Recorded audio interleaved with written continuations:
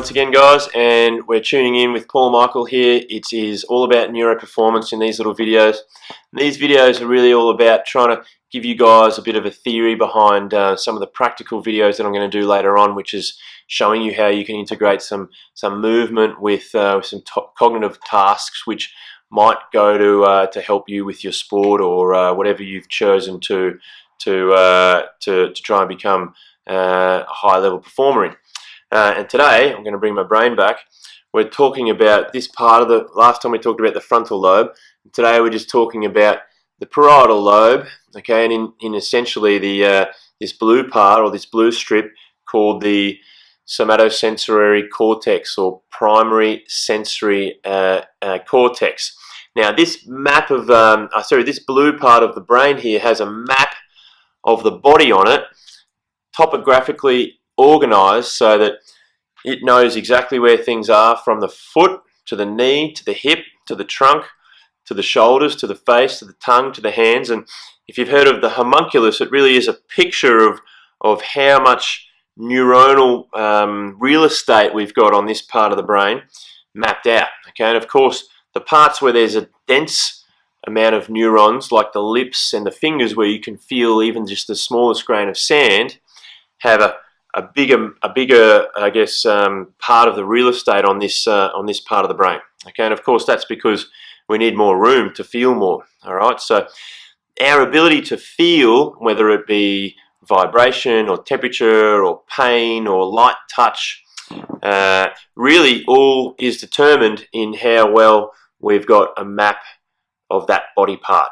Okay, so now what happens with this map, and the reason why this map's so important, is we need to be able to feel stuff before it kicks onto this motor part. If you listened last week, which is all about moving. So what you cannot feel, you cannot move. Okay, so the information comes up through the sensory input, and the feeling might be just the awareness of that body part there. But remember, we have to have sensory input to have awareness. So the awareness might be the feeling of gravity, and gravity is the biggest, consistent, reliable sensory input that we've got. We've got always feeling of our joints, because those receptors that pick up pressure and vibration and movement are always responding to that input of gravity, at least. So when we can feel things, we can then move things. And what's wrong with the picture of injury, or the picture of a scar, or even tattoos sometimes, or sore muscles, or tendon injuries, is that the input coming into this somatosensory cortex might be a little bit disrupted at the level of the injury or the skin, and then what we can't feel as well, we can't move as well, so our control over that body part goes down. Okay, and that's really clear to see if anyone's had a cast on and you've immobilized your wrists, for example.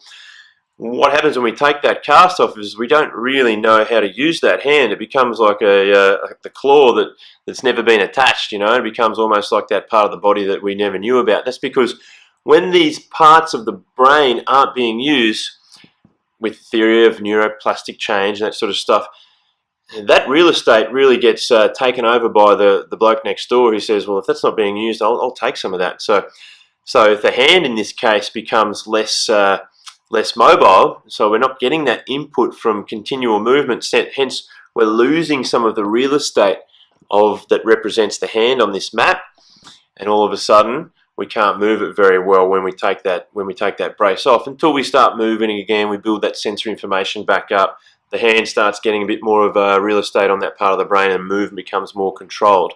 So these maps are really, really important. And anyone who's had an injury, or anyone's injury to the body part, anyone who's had scar tissue, swelling, spinal level problems, can have a disruption in the input or sensory input coming up to the brain. Of course, we could also have an injury to this part of the brain itself. If you're unlucky enough to get hit in this part on the head, then maybe there's a bit of blurring around the map of this part of the brain for that relative body part, and so that map becomes a bit blurry. So does our movement. So if you've got 4K high definition clear maps, then you're going to have a good awareness of what your GPS coordinates are for you to then build a recipe or a plan to move from here to here. Okay, now if I don't know exactly where my hand starts, it's going to be very hard for me to make an accurate movement towards the camera. But if I know clearly exactly where my hand is to begin with, and I've got those perfect GPS coordinates, and my frontal brain then says, I want to go and reach out to this lens here, it makes the command, sends the command down to the minions, which are more looking after the movement, that then says, okay, my GPS coordinates for this hand are currently here. I know exactly where it is, or not, and I want to move to there, so that recipe or that plan is then made up, and that movement becomes accurate.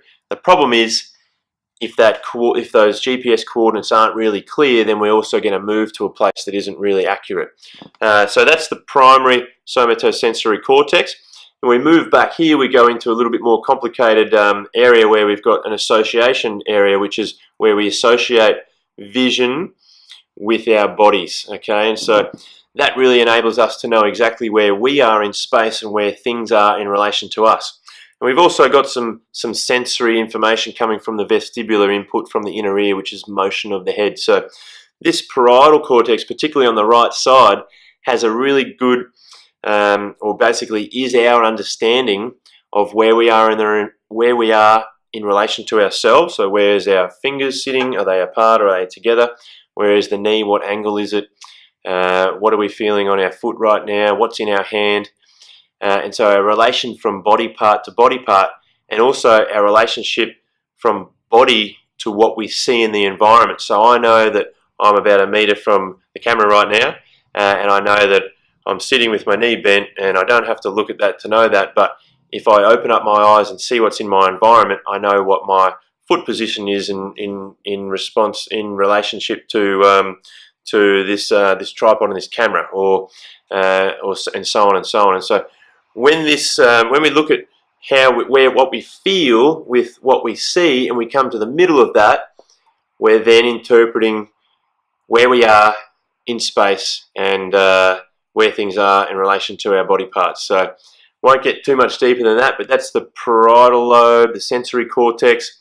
Really important to know that our maps of what's going on in our body are quite clear. Hence we need to know that the receptors around our body are giving good information up to our brain, particularly the vibration and proprioception sensors, because they're the ones that are going to look after joint position. And when we talk about injury risk or injury risk mitigation, we need to have really clear maps for that reason. And then of course we talk about movement accuracy. So I think that's all we'll talk about with the sensory cortex. I'm probably going a little bit over time, so thanks for tuning in. Next time I think we're going to start talking about this guy, my favourite guy, the cerebellum. Alright, cheers for tuning in. See you soon.